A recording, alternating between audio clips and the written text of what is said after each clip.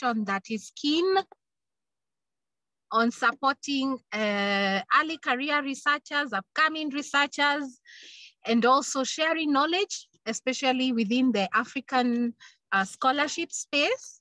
And today we have a wonderful presentation from Dr. Wangari. Most of you might already know her. And part of what we do in the club is to encourage our members, whatever level of research you are, to present any topic of interest to you and any that may interest the members, because we believe it is in sharing that you also deepen your knowledge in research. So Joyce today, we call her Joyce, but she's Dr. Wangari. She's going to present on a very important topic, one that many of you probably struggle with, especially now that we have moved into a multidisciplinary approach to research. So have we also moved into methods that allow us to understand our phenomena in more broad ways? And therefore mixed methods is one of the ways that has become very common now, that most of us are applying in our research. And today is a discussion about that. Dr. Wangari will provide very rich insights into mixed methods. It's one of the methods she used for her research, and she will talk about that. And that will really give us a good opportunity to also share what do we know about mixed methods? Where have we reached in terms of designing our studies? What gaps have we seen? And how can we address them together? So I invite you to the session. Dr. Wangari she's a psychologist by training. She's also a research mentor, and you can find her work on her website. And she has a foundation called Gwira. She'll talk more about it. And karibuni sana. So Wangari will guide how she wants to drive the session, but we have options for chat where you can mention any issue that you have. You can write it on chat or you can unmute. We ask you to keep your mic muted when anyone else is speaking so that we can be able to hear them. We will have a feedback session where we will be invited to share your feedback for the session, and then also inviting you to participate wholly. Our approach at ADA, we don't have teachers and students. All of us are scholars, and we learn together, we ask, and we grow together. So Dr. Wangari, karibu sana, and take us through the mixed methods session. Thank you so much, Aurelia, for the kind introduction and the warm welcome. And thank you for this space to share and grow together. So my name is Wangari, and I am the founder of Gwira Foundation, which is a company and also a social enterprise that handles film and psychology. We transform the world through kindness. Gwira is a Rwandese word which means kindness. So I'd like to today take you through mixed methods research and overview. And before I begin, let me say that I was very pleased by your registrations, including your expectations for this session. A lot of us were quite on point. Some people mentioned that they would like to learn statistical tools for quantitative and qualitative methods, which actually will not be covered in today's session, and I'll tell you why. A lot of you spoke about applying mixed methods research in your current study and knowing the relevance of mixed methods research to different types of study aims or questions, which I think was quite on point. But I think a good majority were quite happy to discern or distinguish the differences in the types of methodologies inside of mixed methods and how to choose. That came out very strongly, how to choose a study method that is amenable to your current research problem. A lot of you are keen on that kind of skills development and mentioned that you're having specific challenges in understanding the MMR approach. So I'm glad that you could join us today. And I would like to start my slides presentation. I hope you can see my slides. All right. So at the end of this session, you will be able to define what mixed methods research is and what it is not. You will name and describe each of the 3 core or main or basic types of mixed method research designs. Another outcome of this session is that you will demonstrate ability to identify philosophical paradigms and their different assumptions such as epistemological, ontological, and axiological. I know a lot of you have already heard about this from other sessions in the past.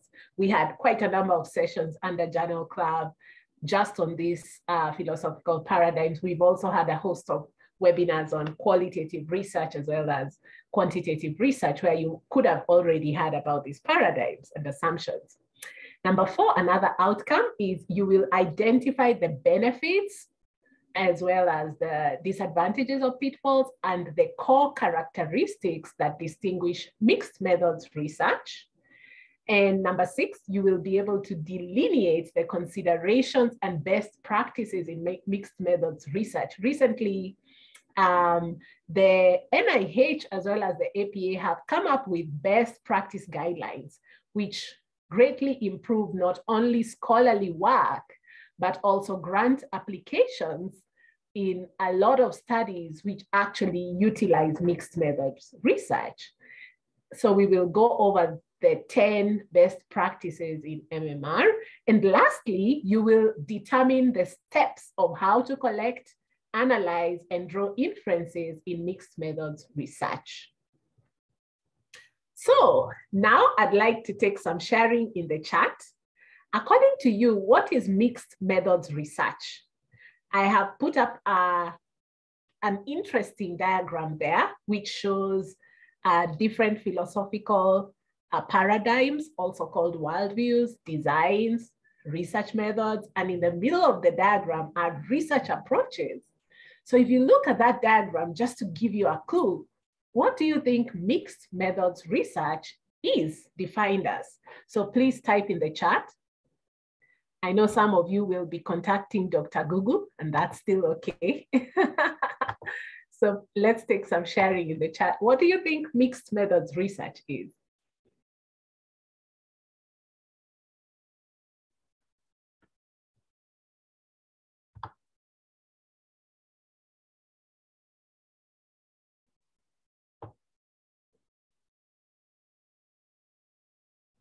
So I'd like you to give it a try.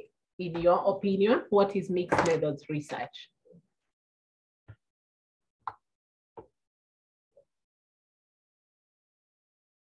What do you know it as? What have you ever heard about it? And what do you think? I can try. Yeah, welcome, Hasina. Yes. How are you? It's okay. I'm fine. Nice to see you today. Thank you. Yeah, it must be 6 p.m. in South Africa now. 6 yeah, and freezing cold. Oh, freezing yes, cold. it's winter too. Yes. Yeah. Okay. All right. So what is mixed methods research? Mixed method, according to me, and takes to be more thorough with your research results. So instead of using just quantitative, you make there's a mixture of quantitative and qualitative, right? Amazing. I like the word mixture. So Njoroge says a research study that utilizes the qualitative and quantitative approaches.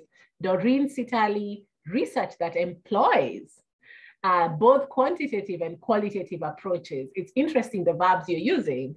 Enoch says adoption of both qual and quant in your research. Murtala says MMR is a combination of qualitative and quantitative research methods. So I'm getting the verbs, utilize, employ, adopt, combine. There'll be a few more verbs coming up as we continue. So that is really well done. Somebody else had raised their hand and then it disappeared. Agnes Sansa, welcome. What is mixed methods research? Briefly. Thank you, Dr. Well, mixed methods research is where you, as a researcher, you want to triangulate your research and be sure that your data is very reliable, valid, and all those aspects. So you adopt quantitative and quantitative approaches.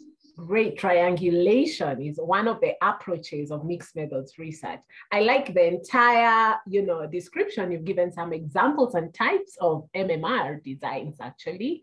Let's look at what Creswell defines MMR as. So you're all right in adult learning, and nobody is wrong. You've all really hit the nail on the head. Somebody used the word marrying. Can you imagine? John Juma says MMR is the marrying of both the quantitative and qualitative methods in a research study.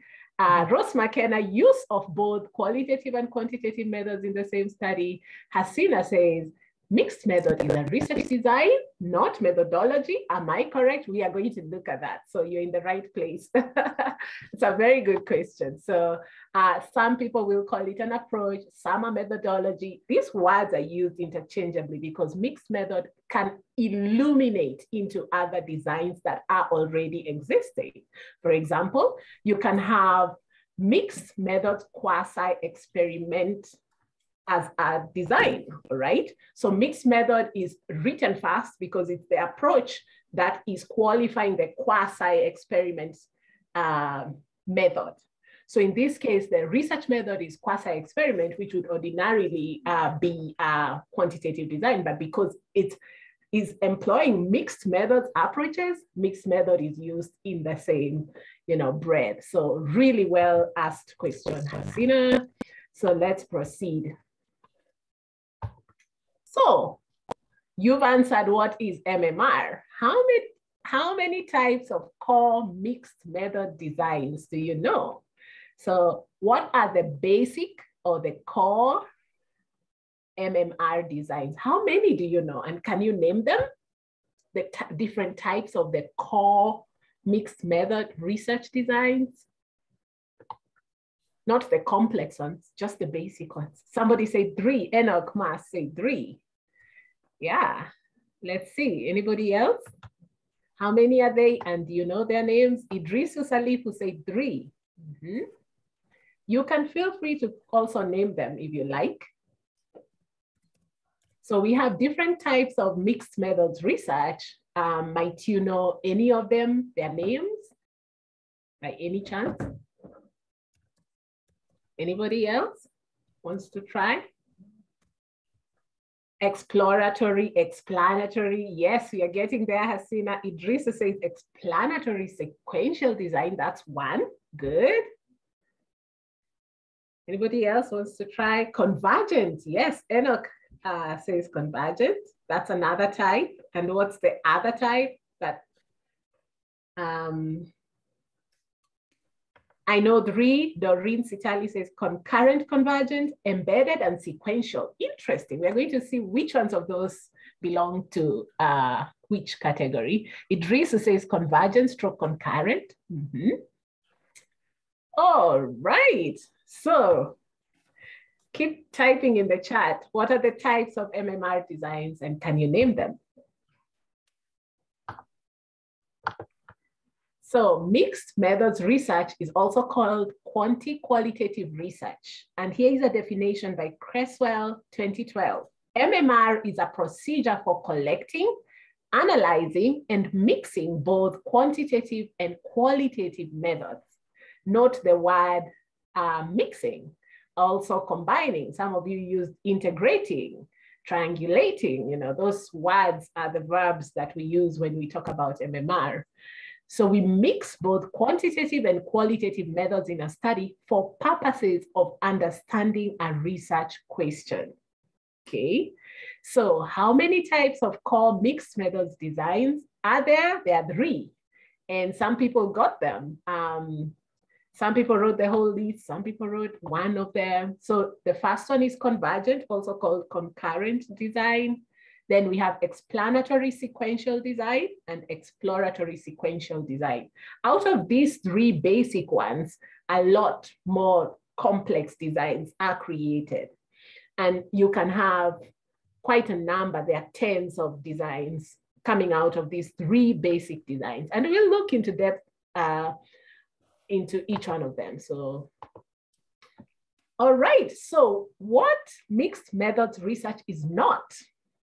It's not about keeping the databases separate It's not about the collection of both quantitative and qualitative data, like in the case of content analysis, separately without combining them, okay?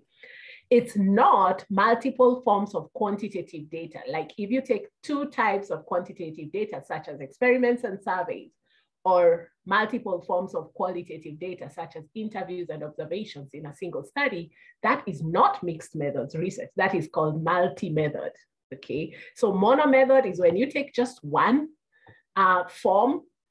Multi-method is if you take two forms of the same type, either quantitative, where we're talking about numbers, and qualitative, where we're talking about stories, okay? That is multi-method, but mixed methods research is not about that. It's not about the transformation of qualitative data into quantitative. Somebody actually asked to learn about how to transform qualitative data into quantitative data by coding. And that's actually not what MMR is about, okay?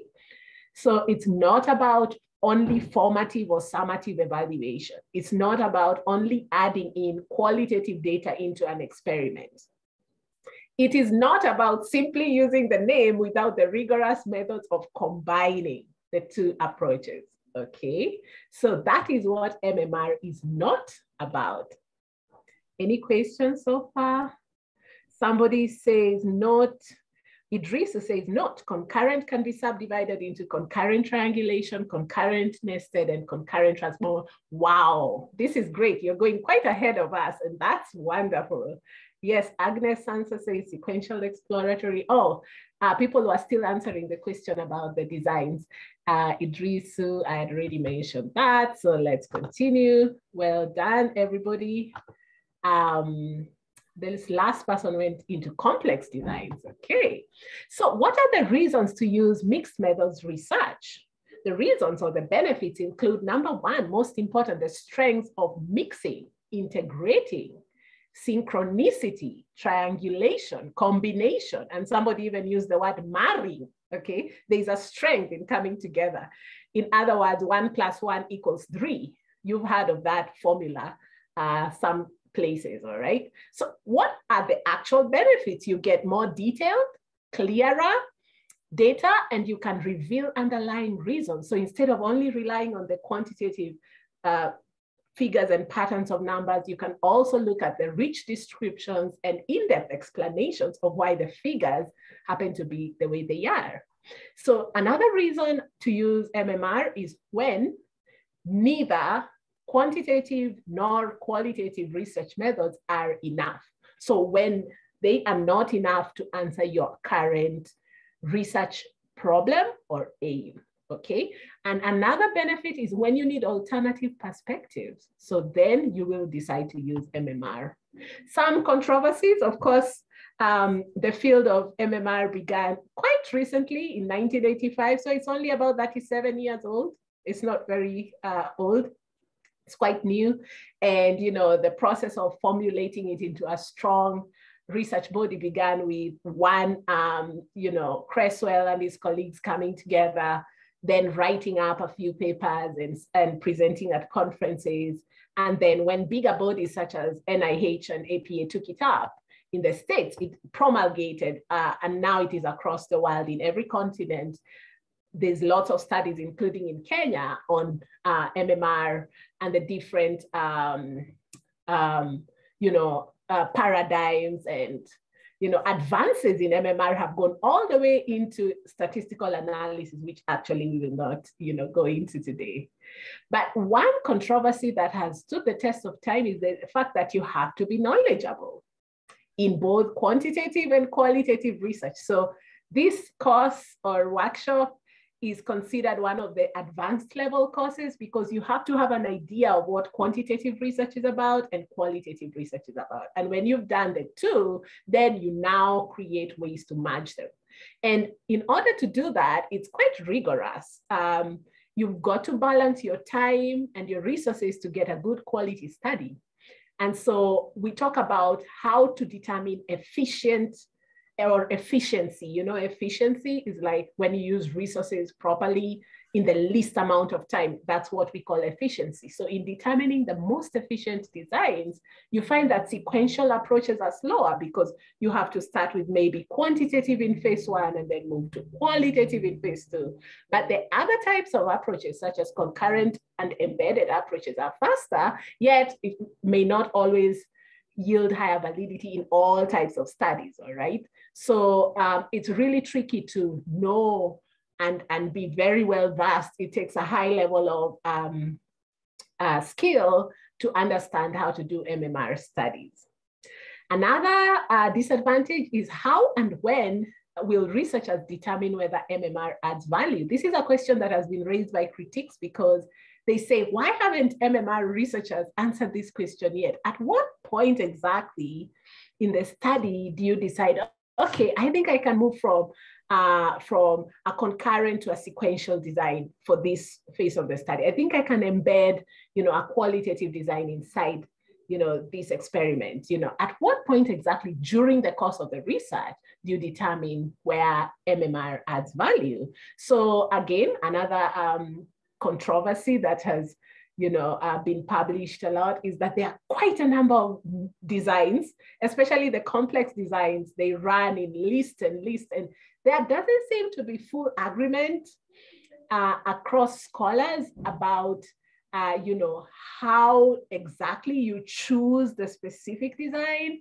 And some scholars argue that maybe it's biased, it's not based on research needs. So for example, Creswell gives general advice that in selecting sequential designs, it's best to begin the one you're most experienced or strong at. So you'll find a lot of students, graduate students, will do explanatory sequential designs where, they're very good in quantitative. So it's a quantitative based or quantitative focused researcher. So they start with that, and then they follow up with a less experienced, approach in the sequence. So does this actually lead to validity for you to pick according to your strength? Remember, this is the pragmatism approach, and in itself, that can be a weakness. Then another fourth controversy that has really hit the media.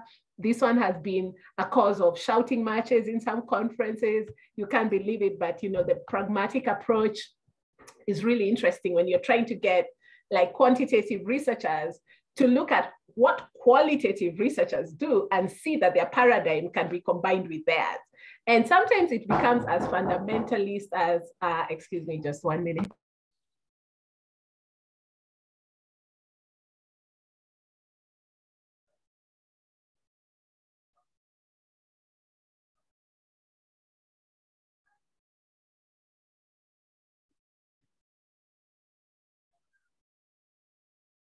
About that.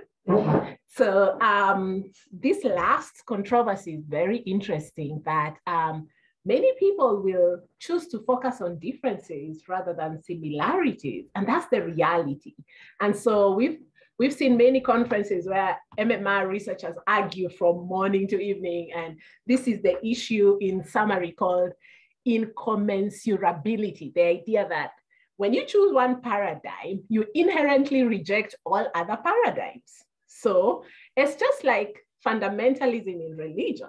If you're going the way of Jesus Christ, then you cannot say at the same time that you can consider, that the way of Allah is also possible, and that all these religions can kind of work for the purposes and intents that they are meant to. So the pragmatism in itself is not quite accepted. And these are deep-seated belief systems inside of research. And so that is the reality in the field, and people are still drawing out lots of long, heated arguments on, is MMR really possible? Are you able to actually combine, different paradigms which have different worldviews together? And some people are more open-minded than others. And as a psychologist, I can also say that's a personality trait. And so pragmatism itself has faced the firing line by some researchers. So those are just some interesting controversies I found online. So let's look at the core characteristics of mixed method research. So if you look at the middle column, Unlike quantitative methods and qualitative methods, mixed methods have both predetermined and emerging methods, all right? As we know, in quantitative methods, we start with what is known, we create hypotheses, and then we go to tests, okay? A priori knowledge. But in qualitative methods, we have emerging methods that we discover along the way. Now, mixed method actually combines both of these strengths, okay? So another core characteristics of MMR is that it will have both open-ended, like qualitative, and closed-ended questions like quantitative methods. So both will be included. And mixed methods will have multiple forms of data drawing on all possibilities. In fact, when you write your data set, you write, you know, on the left against the right, the quantitative data that you use and the qualitative data that you use. So you must list that, you know, you used interviews, FGDs, observation, audiovisual, you know, data for qualitative. And in the other column in your data set, you indicate the summary of the different quantitative measures you use, such as, you know, surveys, census data, and so on and so forth, okay? Then mixed methods will definitely have both statistical analysis, like in the case of quantitative, and text analysis and image analysis, like in the case of qualitative methods. And of course, there will be interpretation across databases, and we'll actually go all the way to analysis and see how that is actually done. All right. So characteristics of the different designs of MMR, the features or characteristics are: one, there's got to be a mention of the rationale. Since this is a very new field, we have to mention that neither qualitative nor quantitative research alone is sufficient to address this particular research question. So the idea that the first thing you will see when you are reading through an MMR study is that there will be a rationale given, that maybe the reason the MMR was selected was for more insight, for better understanding of the problem beyond merely quantitative and qualitative results. Then of course, the data collection methods, as I previously mentioned, then there's something around how the data will be organized in emphasis. So if you look at the notation, some words are written in capital letters and some in small letters. That actually is about emphasis. So in one type of design, you'll find that the qualitative data has priority and will be done first, followed by and then the quantitative data will be not emphasized, and vice versa. And then in the bad one, where you can see all of them in capital letters, means that they are both being emphasized at equal strength. The other thing is about the sequence. And whenever you are doing MMR designs, there's lots of diagrams, and we will explain why when we are talking about the NIH best practices. And you'll see lots of arrows. So this one is about the sequence. Do you begin with qualitative and then quantitative? So the arrow is going in that direction, or do you begin with quantitative data, then qualitative data, or are you combining and so you use a plus sign? And so that shows that they are happening concurrently at the same time, okay? So those are the characteristics or features of mixed methods research studies. And again, just to emphasize the annotation, now we are going to introduce the 3 core designs. So if you look in the diagram, there is the sequential explanatory design. When you see the word explanatory, to explain has to do with quantitative, okay? So in quantitative research, we are very keen to explain phenomena, okay? So that means explanatory, we start with quantitative data, and then qualitative data, then interpretation of the quantitative results using the qualitative findings, okay? So when we talk about sequential exploratory design, which is the second basic design, we start with qualitative. Remember, qualitative is about exploration. Then we follow that up with quantitative, And then we transfer or generalize the qualitative results using the quantitative results, okay? Don't worry, I'll say this in many different ways. And this is the summary of the 3 basic designs. And I don't want you to forget this because I'll ask you at the end. Then convergent design is where you combine concurrently quantitative and qualitative data at the same time, right? And you can see there at the bottom, it says for convergent, also called concurrent design, is that you compare the quantitative and the qualitative results, okay, at the same time. All right, so here are the designs again, rewritten in a different way. So I just talked about the convergent design. So you're having 2 data collections, the quantitative data and the qualitative data collection. Then you do your quantitative analysis and then you do your qualitative analysis, and then you combine or you merge them in the interpretation, okay? In the explanatory design, as you can see here, quantitative data collection is followed by quantitative analysis. And then that's the first phase. We complete with the quantitative for now. And then we move into qualitative data collection and its analysis. And then we do an interpretation. I'm going to explain a little bit about my study, which actually was a sequential explanatory design or explanatory sequential. Those words can be interchanged, okay? And then exploratory design, remember we said exploratory has to do with qualitative data collection and then its analysis. And then that's the first phase. And in the second phase, quantitative data collection and its analysis, and then the interpretation of the combined set. All right, so these are the 3 core designs explained again. Convergent design is also called triangulation or concurrent design, okay? The qualitative and quantitative components are deployed simultaneously and their results are compared. In explanatory or confirmatory, that's the other word for explanatory, it's also called confirmatory sequential design, the quantitative study unfolds first and is the main one. You remember the quan was in capital letters. Then subsequently, the qualitative study is performed next to better understand the quantitative results previously obtained.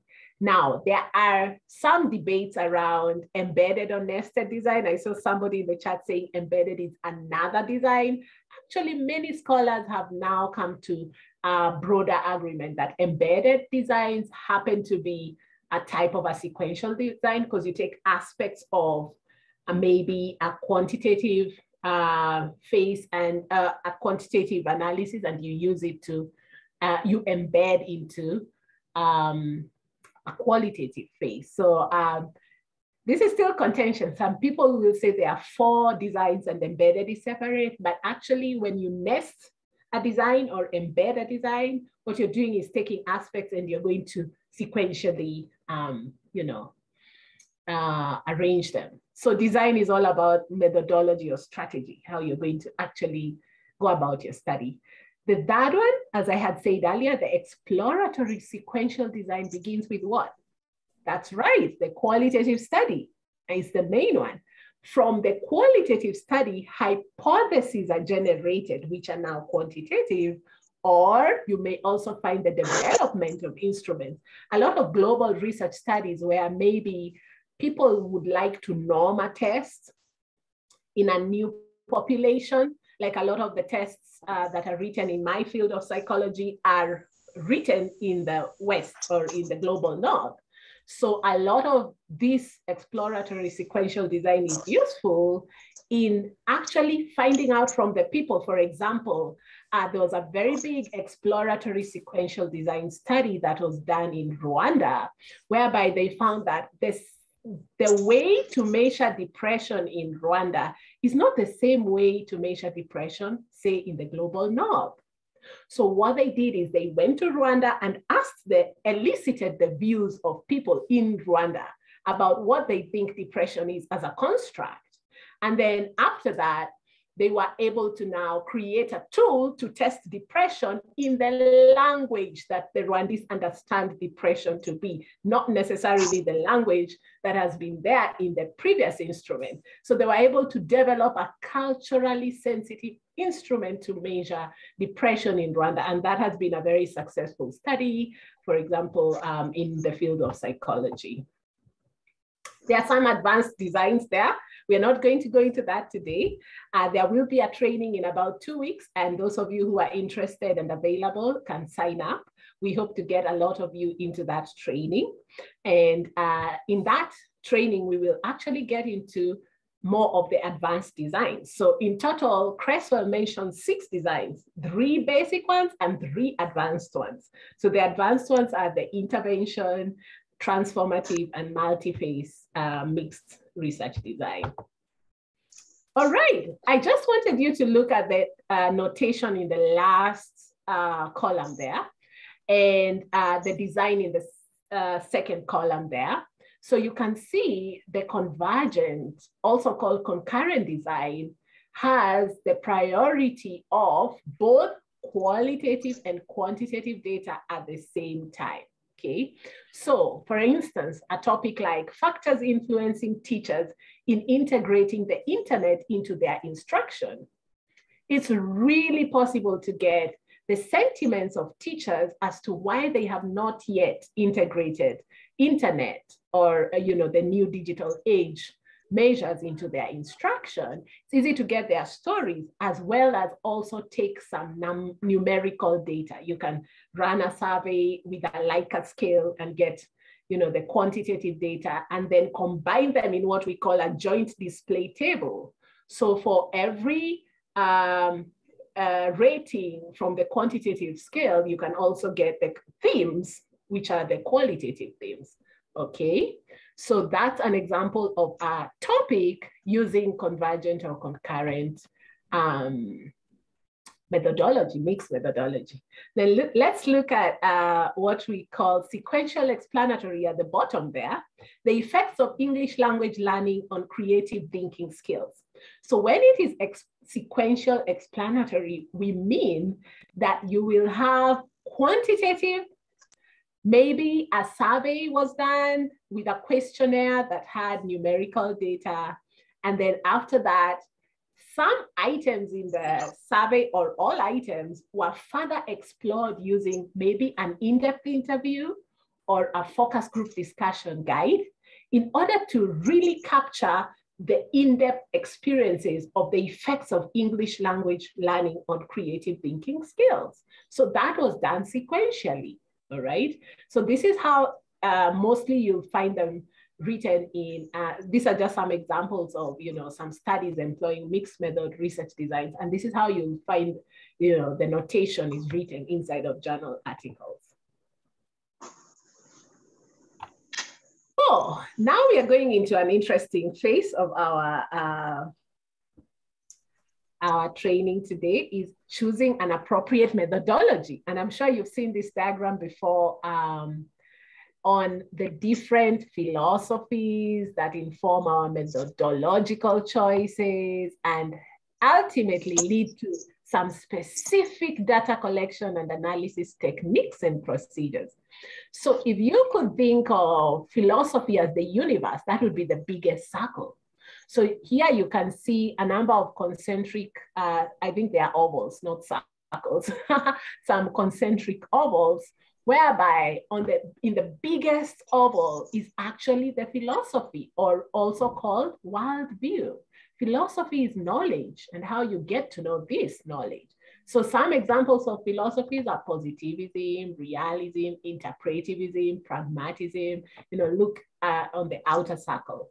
And then on the inner circle, you can see some approaches, deduction, induction, and so on. And then we come to the third biggest oval, which actually has different approaches. And mixed method happens to be one of them. Today, we are covering mixed method simple. So just the basic, the 3 basic. We're not going into the complex mixed methods, all right? And then remember that out of the methods, that you select or approaches that you select, you can now narrow down into some specific strategies. So somebody asked, I think it was Hasina asked, is methodology the same as method and strategies? Sometimes they're synonymous, but sometimes it's not the same. Methodology is all the different,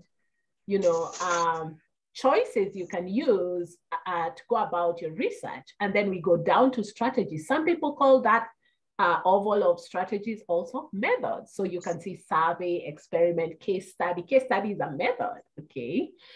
And methodology is bigger, and method is a specific method, right? And then, of course, we can also define them variously according to time. Is it cross-sectional, longitudinal, and all that?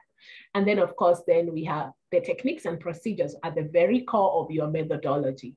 So how do you go about choosing an appropriate methodology? You get a philosophy, and you are guided by a certain theory into the kinds of techniques and procedures that you would like to employ. All of these things are guided by the training you have had, and a lot of the decisions that you make also are about what is the important problem to study? What are then the important methods to use, okay? So this is the work of Thomas Kuhn, 1962, as to how to identify your worldview. So we are going to go into that just now. So I said paradigms, philosophies are also called worldviews. And if you see this diagram, we have shared paradigms by the communities of practice, quantitative community, MMR community, that's the mixed methods research, and the qualitative community. We share certain paradigms. Does anybody know what any of these paradigms mean? Pragmatism, just take one of them and explain. Post-positivism, realism, transformativism, critical realism, constructivism, all of them are ending with isms, okay?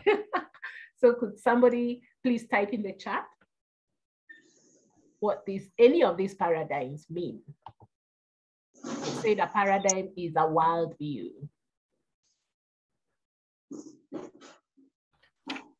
Oh, thank you, Idrisu, for that extra note. That tips to note before deciding on mixed method design are TTI, PP. Oh, I've never heard that. That's interesting. Which means timing, theoretical lens, integration, priority, and purpose. Oh, really well said. Thank you for that. So can somebody tell me any of these paradigms? You've had them before. It's not the first time.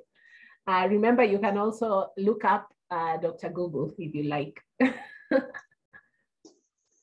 When you're doing a Zoom training, you have to check that people are with you all the time. You've not all gone to have your dinner or lunch or whatever. So let's see if any of you can give it a go. Somebody please mute your audio. All right, so who would like to try any of the paradigms? What do they mean? What is pragmatism? What is post-positivism? What is realism? What is transformatism? Critical realism? Constructivism? What's that all about? They're not so jargon words. You've had them before. So let me check the charts to see if— Can I take a chance with constructivism? Yes, sure. Welcome. Coming from education, I think constructivism is opposed to like when you're in the classroom teaching, when it comes to teaching, people construct meaning by learning from others. So it comes from that, not totally on their own. Yes, that's right. The idea that there's no single truth, everybody has their reality, and so construction of meaning. Very well said. Thank you so much. Yeah. Who else would like to try another paradigm? So Hasina has told us what constructivism is about. Let's get some more sharing. Benjamin Akinmoyeje says pragmatism is an approach about practicality. Yes, that's right. Doreen Sitali says realism, I think, means that there is nothing like one objective reality, but there are multiple realities out there. Is that so? Okay. Let me see if somebody else will discount that or agree with you. Okay. So thank you. So we already have pragmatism, realism, constructivism. Let's see. Who can tell us what is post-positivism, transformativism, and critical realism? Somebody else? Okay, somebody has actually corrected you. Thank you. I was waiting for that. Idrisu has told Doreen that that is relativism. Okay, so remember relativism being having relative reality. Reality is relative to where you're standing, you know, where you're looking. Those are multiple realities out there. Quite close to constructivism, the idea of construction of meaning. Thank you. Who else would like to tell us? There are still a few more paradigms. I want to hear what you think. Post-positivism, what is that? Transformativism, critical realism, what is all that?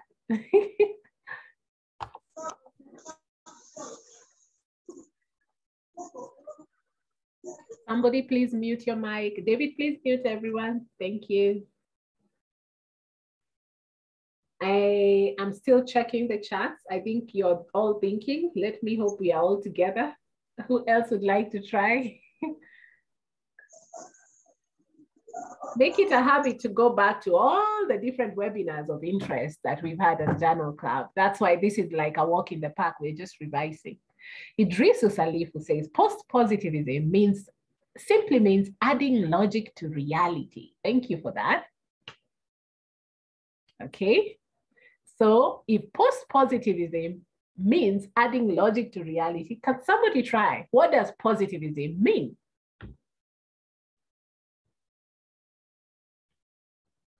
Critical realism, transformativism. We have 2 or 3 more to go, then we move. Please check online. You can Google. Positivism involves use of theory to develop hypotheses. Thanks, Milka Bunei. All right. And then Idrissa says intuitive is critical. Great. Transformative. I'm waiting for someone to tell me what is transformativism.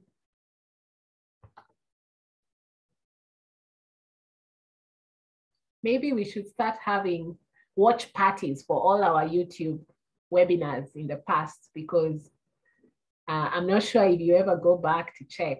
We've talked about this countless times. But maybe you're also a guest. Maybe you're joining Journal Club for the first time. So that's all right.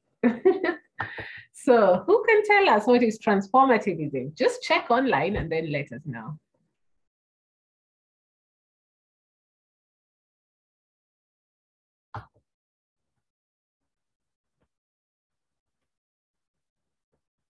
Transformativism, that is also a paradigm or a research worldview.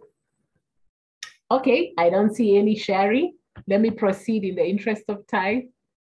Oh, there we go. Transformativism are usually applicable in political studies. Yes.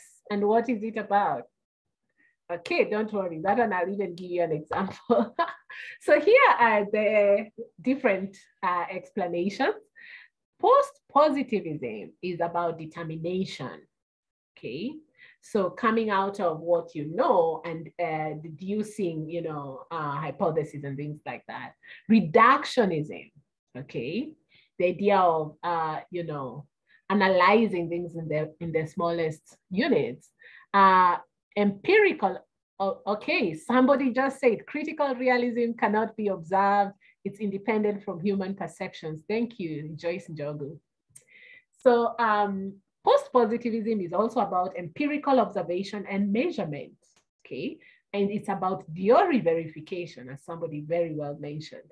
Constructivism is about understanding, also meanings, okay? Multiple participant meanings, social and historical construction, okay? My reality and your reality are different, and it's okay, all right? And theory generation, okay? Then transformative paradigm is about politics, just like somebody said. It's power and justice oriented. It's about transforming social systems, and it's collaborative, and it is change oriented, because transformation is about change, right? Pragmatism is about consequences of actions. It is problem centered. It's pluralistic, meaning the the means determine the end. You can have quite a number of ways to kill a rat, okay, including burning the whole house, all right? And real world practice oriented. So pragmatism is also another word. There are many others, indigenous, critical realism. I think you mentioned some of them. Let me see if we have any more. Post-positivism rejects positivism and says the identity of the researcher influences how they conclude the research. Yes, that's right, Agnes Sansa. Thank you. Ifeanyi Oduaro says, thank you, doctor, for putting up this meeting. I hope participants can get the recording at the end of the meeting. Yes, this will be shared on the Ada Africa YouTube channel. Please subscribe. David will send you the links for the feedback forms as well so that you can get all the training materials.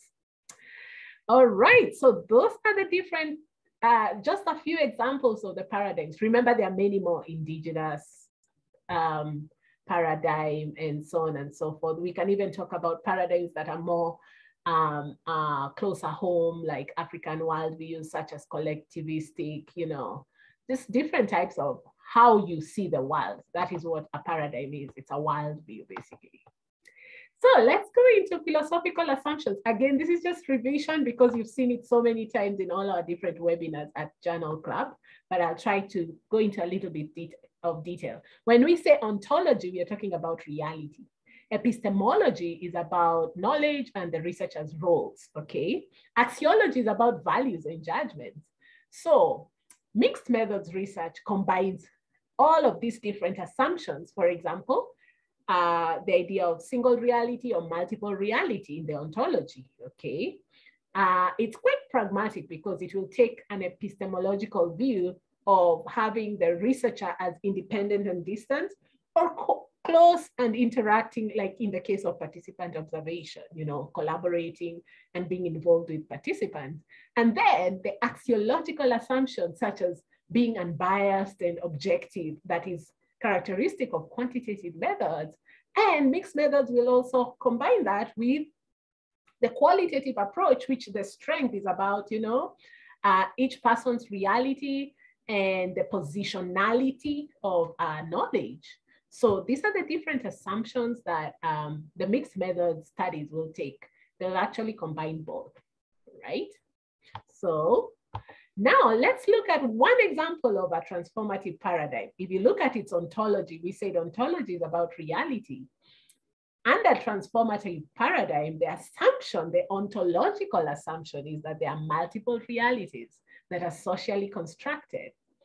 Under the epistemological assumption is that the nature of the relationship between researchers and participants is characterized by close collaboration and given to issues of communication and power. Remember, transformative paradigm is about overturning the social systems, such as in the case of increasing social justice. Lots of social justice research use this transformative paradigm, such as research with LGBTIQ, research with people with disabilities, you know, gender types of research and feminist theory kinds of research, because this one will really have the axiological assumption that research should not just exist, it should make the society a more just and democratic place with a lot of equality, okay? So that's the axiological assumption under the transformative paradigm, okay?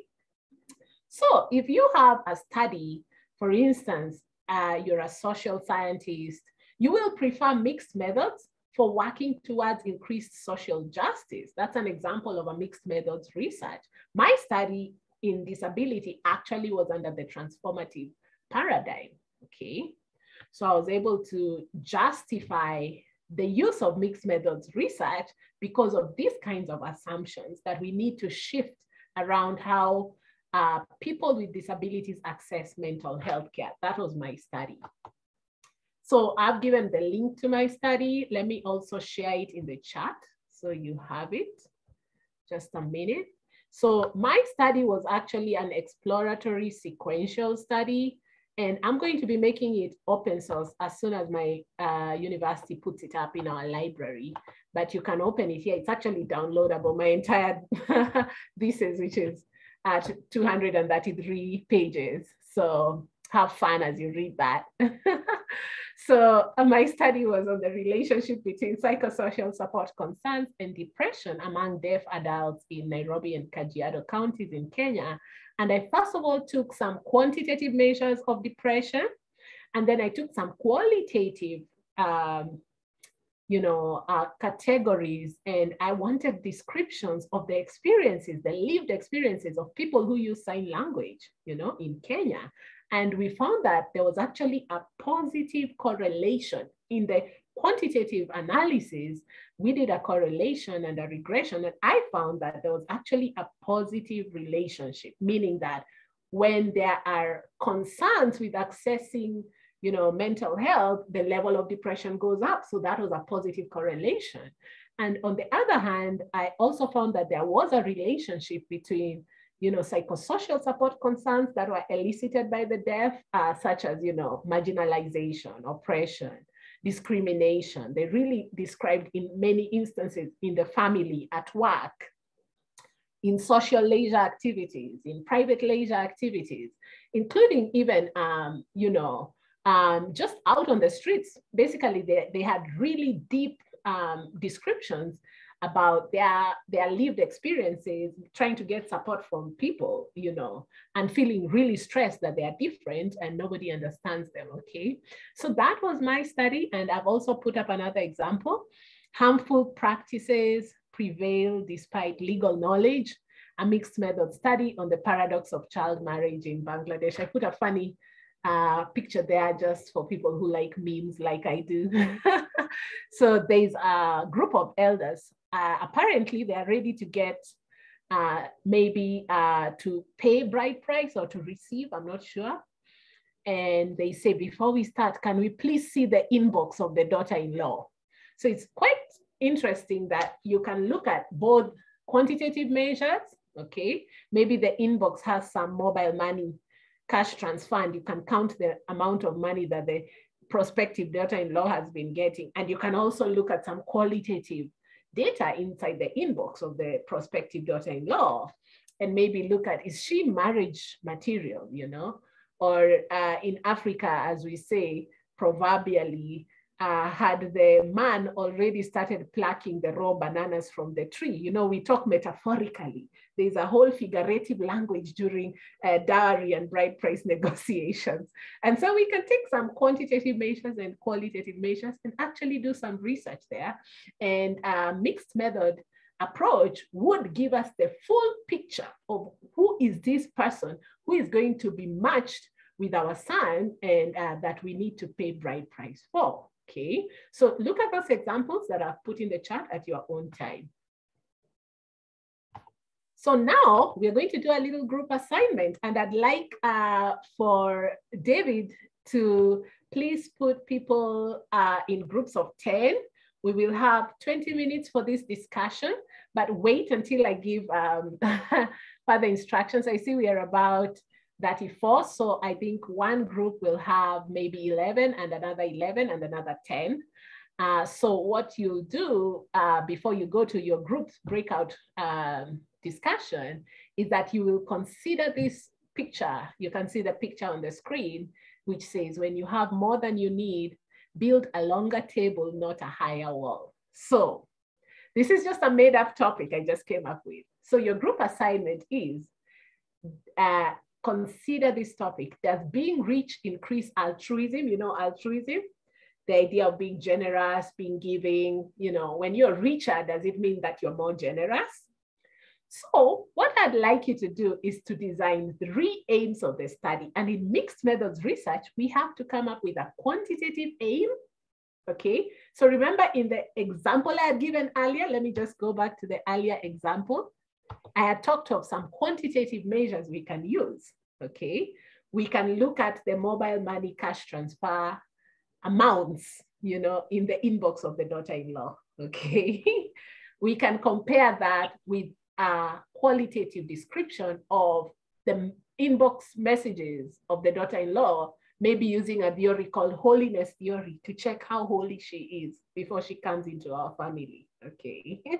And maybe for the quantitative aim where we're checking, you know, the cash transfer messages, we can use another theory called, I'm just making this up, okay? Another theory called a Tuma Fare theory. Kenyans know what Tuma Fare theory is. In English, that would be called send transport money theory, okay? So you can come up with like a quantitative measure, a qualitative measure, and then an integrative measure that actually decides to combine what the mobile cash transfer in relation to the messages in the inbox, okay? So I've just given you an example of a mixed method study, and you're going to do that for the next example. Remember that aims come out of theories. So the quantitative aim came out of this theory called Tuma Fare theory, or send transport money theory. And the qualitative aim came out of another theory called the holiness theory. Let's just see how holy this prospective daughter-in-law is. And then the third aim, which is the integrative aim, is to see the relationship between, you know, the cash transfer that has been received by the prospective daughter-in-law and the messages, you know, in her inbox, to see whether she's a good, you know, match for our son. Are we together up to there? I'm just trying to use a relatable example. Zadok says, quite complex theories. So you're just about to go into your groups. And so from this example I gave, come up with 3 aims. A quantitative aim of the study, a qualitative aim of the study. Be creative, okay? I was just using my creativity in the Aya example, okay? And then the last one, an integrative aim, where you can compare the two, okay? So you want to get a full picture of, does being rich increase your generosity? If you have more money, if you have a deeper wallet, does it make you more generous, okay? Are we ready? Any questions before we go into groups? Let me see if there's any question in the chat or any,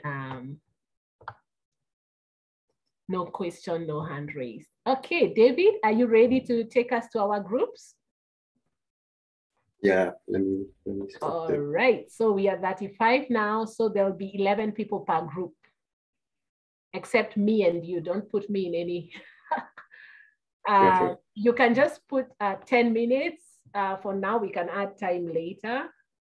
Or no, let's just put 20 minutes for the breakout. For the breakout discussion. We'll have 20 minutes. Please come up with, please take a screenshot of this slide or write down the 3 questions. So you're coming up with a mixed methods research on the topic, does being rich increase generosity or altruism?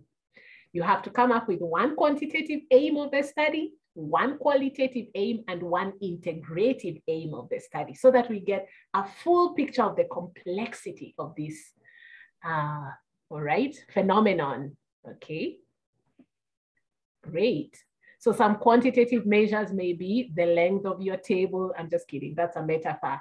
The amount of money you have, you know, that would be a quantitative measure. Some qualitative measures would be your values, your character, you know, your virtues, you know. Those are some qualitative measures that we could test. We could actually test, do you actually have the character trait called generosity or altruism, okay?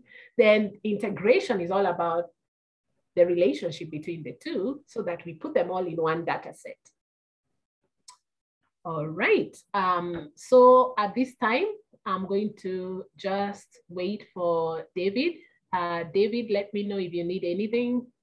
But it looks like we are going on well. So 11 participants except myself and yourself. 20 You minutes. said 10 minutes, right? Yes, no, sorry. Let's make it 20 so that we come up with the 3 aims. I'll be going from group to check how we are doing. Okay, 20 minutes. Yeah.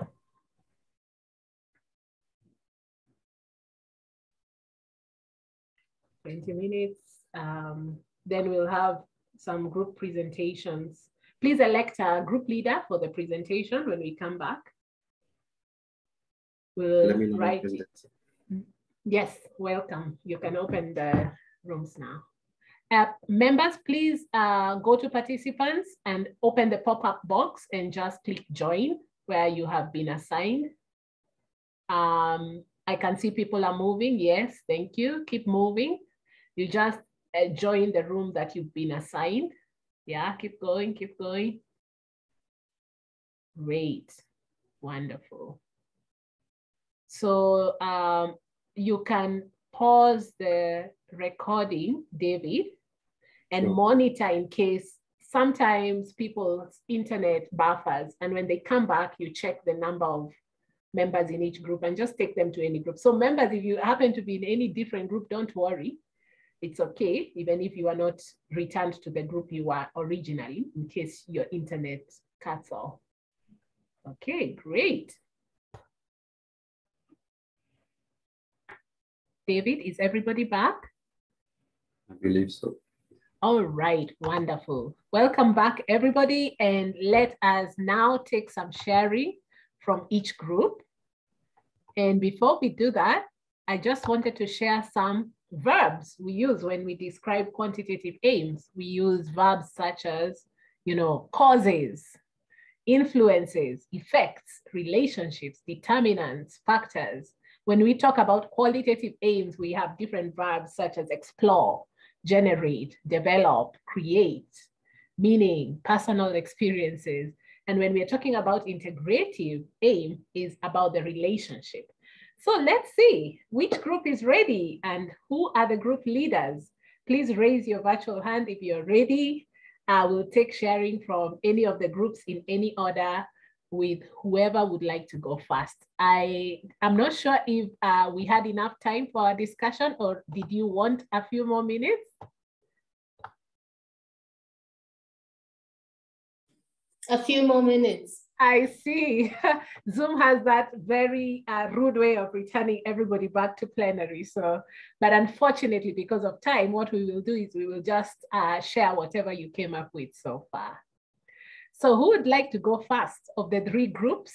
Who would like to present first? Did you manage to appoint group representatives? I see Agnes Sansa and then Ifeanyi Oduaro. Welcome, Agnes.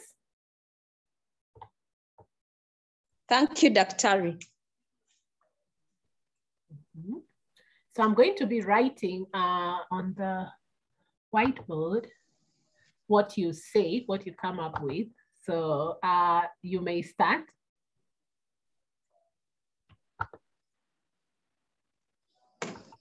Should I start, Doctor? Yes, yes, please proceed. Okay. We're in room one, and what we discussed with my team members, time wasn't enough, but we're able to come up with some aims as regards to the question. The question was,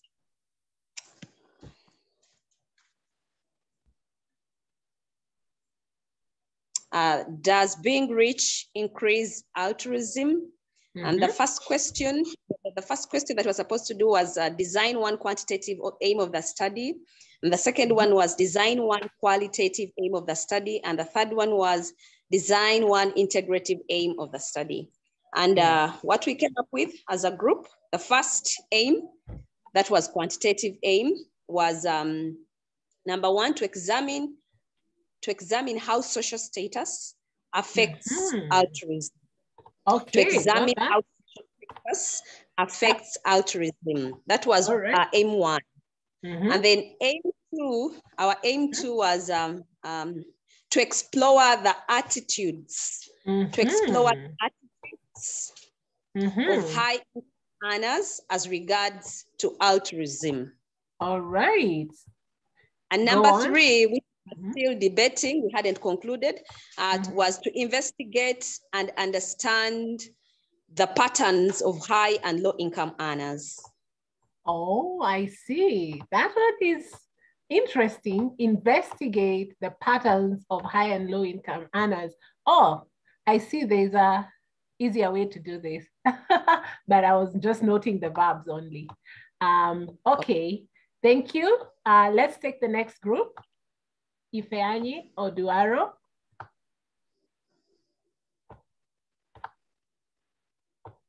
Thank you so much. Yeah, thank you.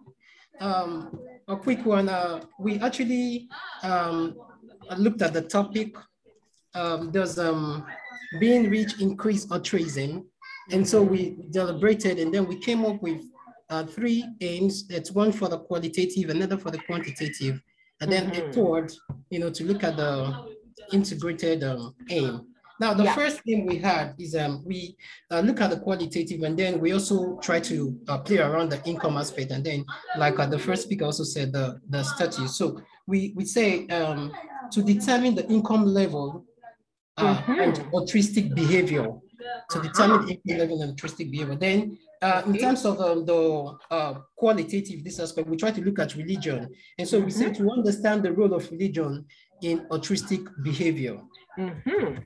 And then the third one, we try to look at how we can tie the both together. And we say, does the level of income and the religion that one practice determines altruistic behavior? So this is the integrated one. So this is what we're able to come up with. Yeah, got that. I got the verbs: determine, understand, and then you say, does the level of income influence religion? Yes. Interesting. Yes. So the other verb there was influence. Thank you very much. Let's take the that group.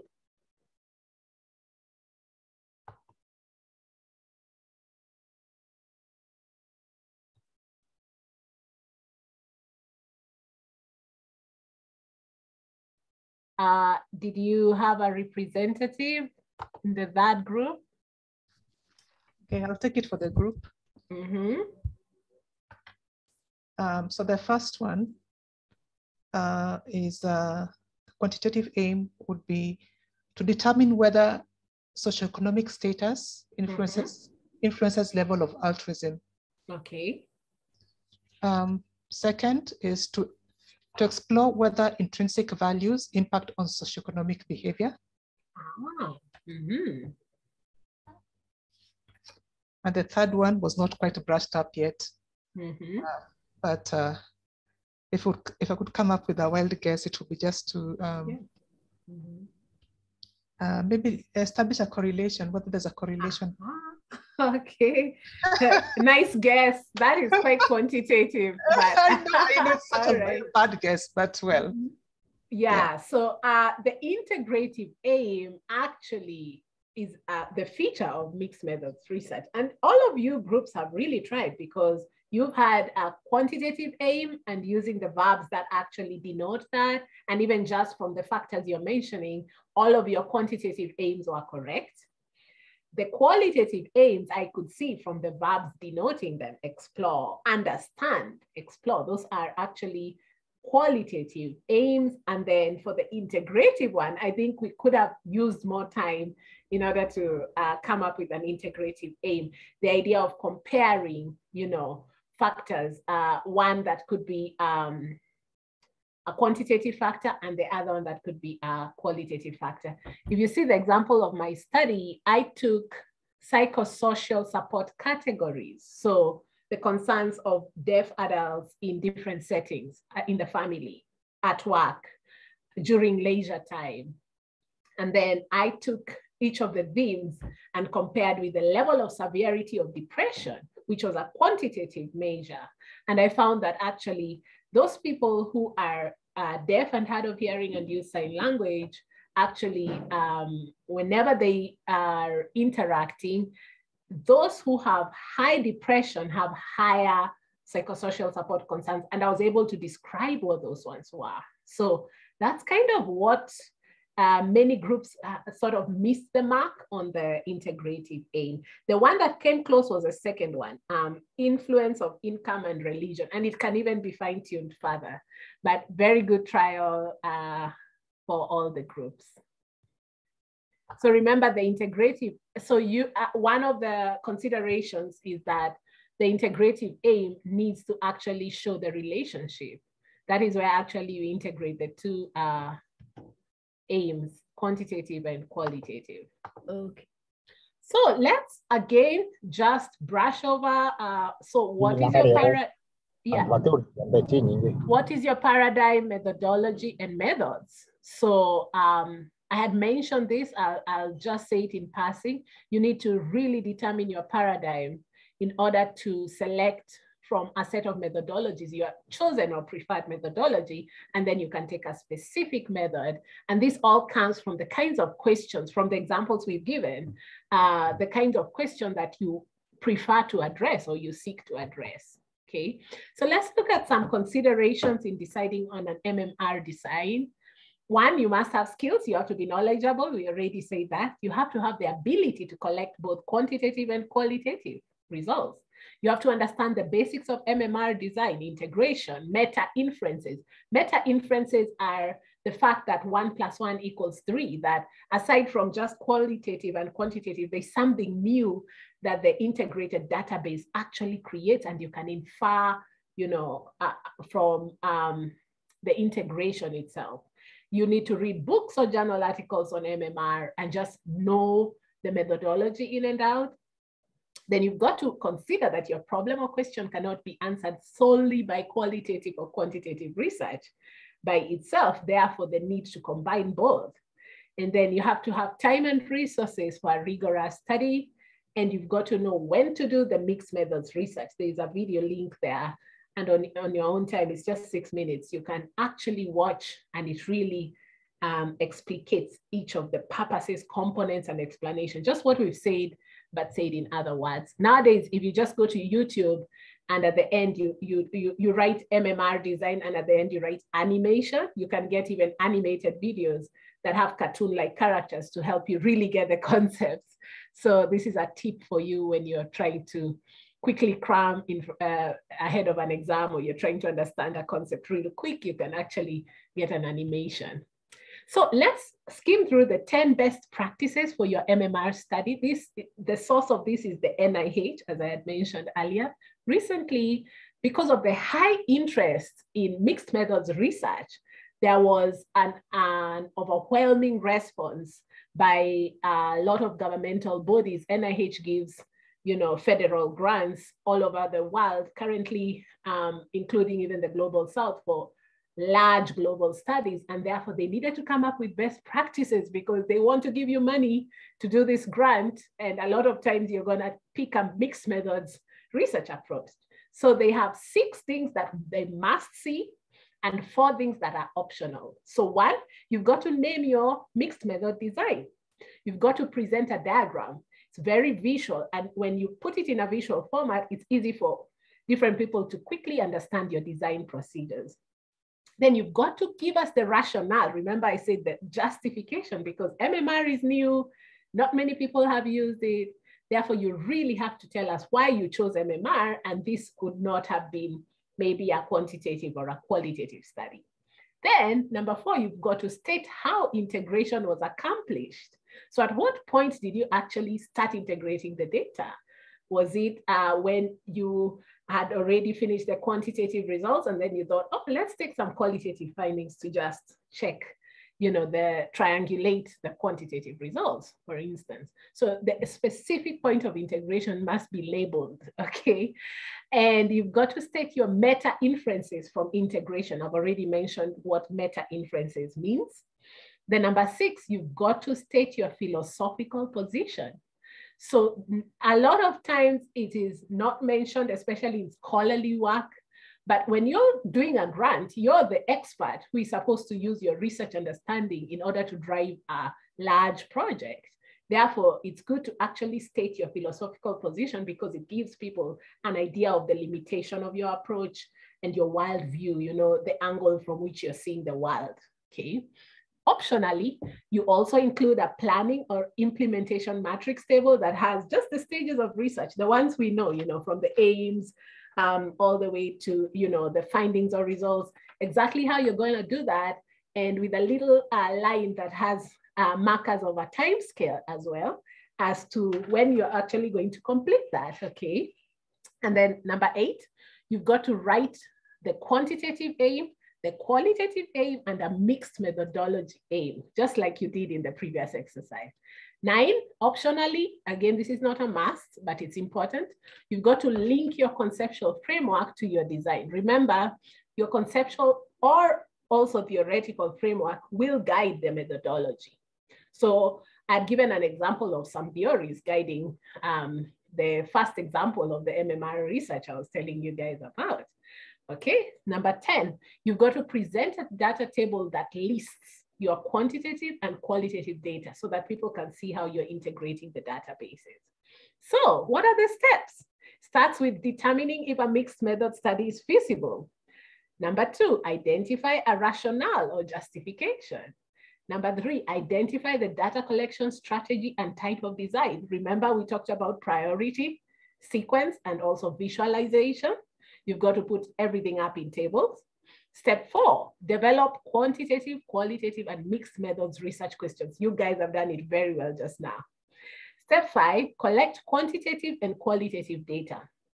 Step 6, you analyze the data separately or concurrently, depending on the design you chose. Then step 7, you write the report as one phase or a two-phase study.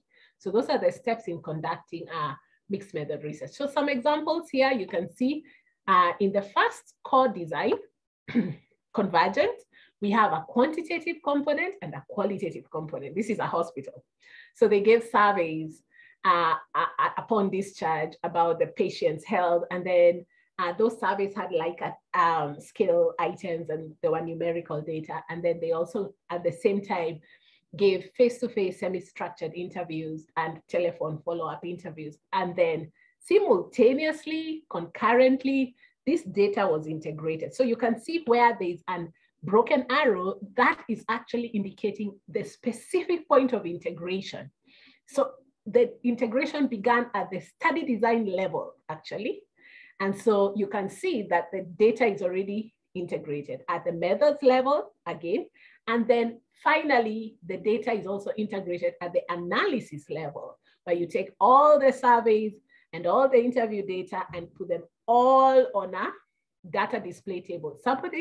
A few of you asked, how do you do data analysis in MMR? So I'm going to show you shortly. For Convergent, this is how your table will look like.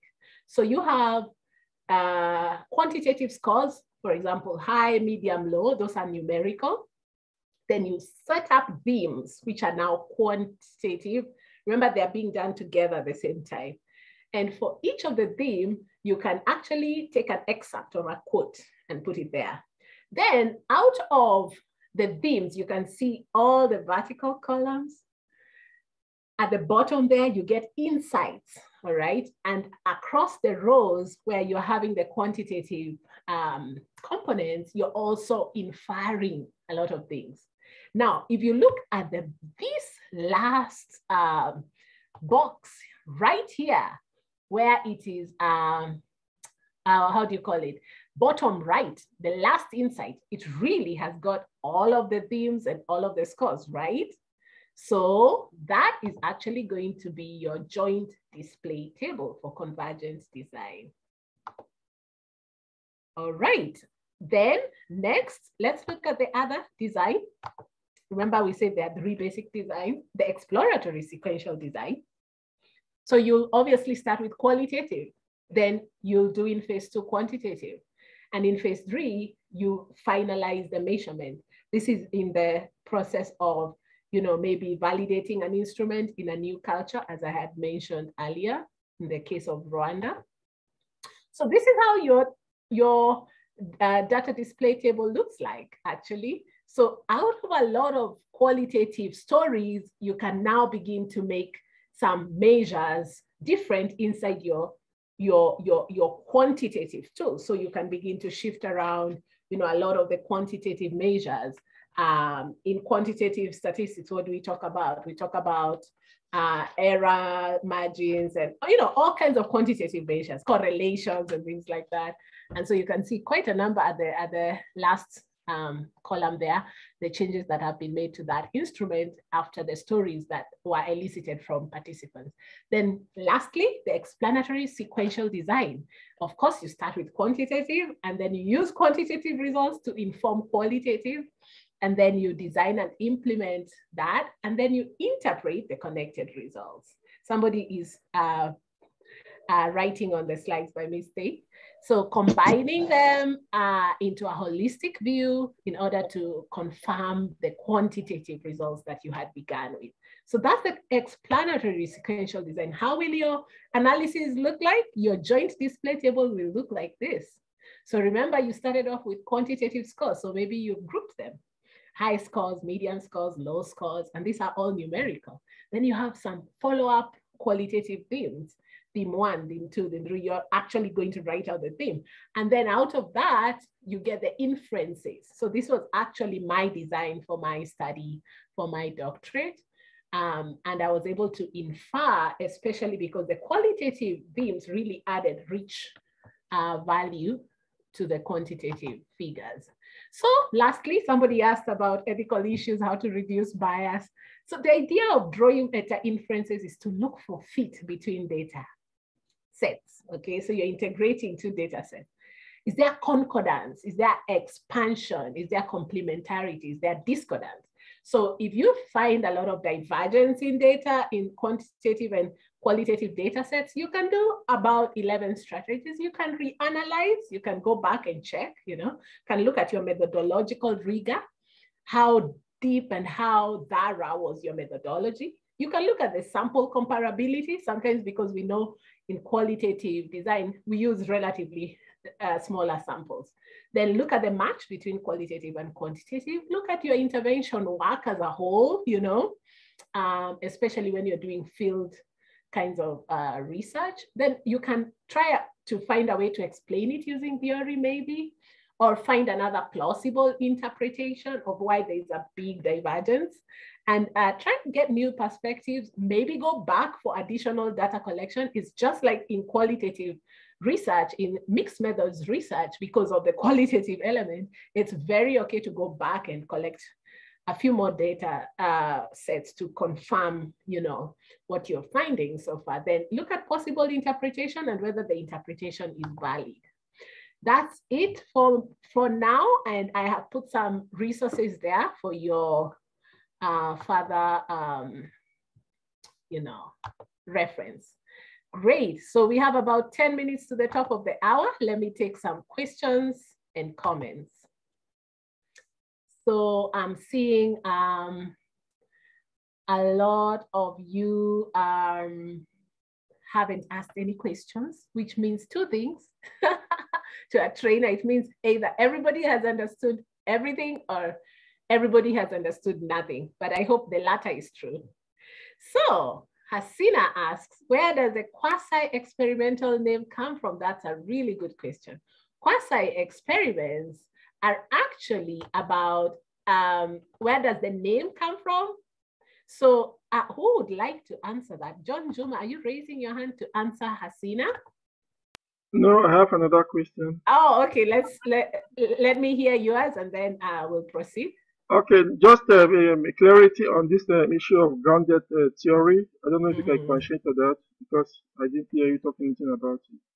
Yeah, that's a good question. So grounded theory is actually a qualitative method, and it is possible to have a mixed methodology of a grounded theory approach. So mixed methodology approach can be combined with any type of qualitative focused research, such as grounded theory. So what about it did you want to know? Just wanted to understand, because you've talked more, at least we know about qualitative, we know about the quantitative and non-mixed methods. And then when you mentioned the grounded theory, I wanted to know what essentially it is. What is it grounded on? Is it on qualitative or quantitative or on what? Yeah, that's a good question, because similarly, Hasina is asking me to comment more about quasi-experimental design. So remember that grounded theory, although it is a qualitative method, can actually have a mixed method approach. So it's called MMGT, mixed methods grounded theory, okay? So it intersects the value of mixed methods with the rigorous qualitative design, okay? So you find that with grounded theory, you can actually use grounded theory under a mixed methods approach or illumination, so that your data is emergent, it's contextual, it's situation specific, So it may really help foster the rigorous management of qualitative aspect inside of the mixed method. So remember, mixed method approach can be used with any number or any kind of really qualitative approach, such as grounded theory. Are we together? Yeah, yes, I'm following you, Kinley. Okay, so there are also people who have now delineated qualitative focused mixed methods. So grounded theory, mixed methods grounded theory would be a qualitative focused mixed methods. So remember, we can put the emphasis on the qualitative aspect and use quantitative just to corroborate or triangulate, or vice versa. So this would be what you would call, you probably already have expertise in the qualitative angle. Likewise, for quasi-experimental, it is a method that is actually a quantitative method, okay? So quasi-experimental, the name quasi is actually out of the fact that quasi-experimental design, by definition, it lacks random assignment. So it's what you call a false experiment. You know, in an experiment, you've got to randomly assign participants to a control group and an experimental group. Remember that from your first ever research class? So when we say quasi-experimental, the name comes from the idea that there's actually no random assignment. So you just identify a comparison group that is as similar as possible to the treatment group, what we call homogeneity in terms of characteristics. And then you test the causal hypothesis. Again, you can have a mixed methods approach to a quasi-experimental design, and all kinds of complex mixed methods can be embedded into a quasi-experiment at each stage of the quasi-experiment. So I hope I have answered you, Hasina.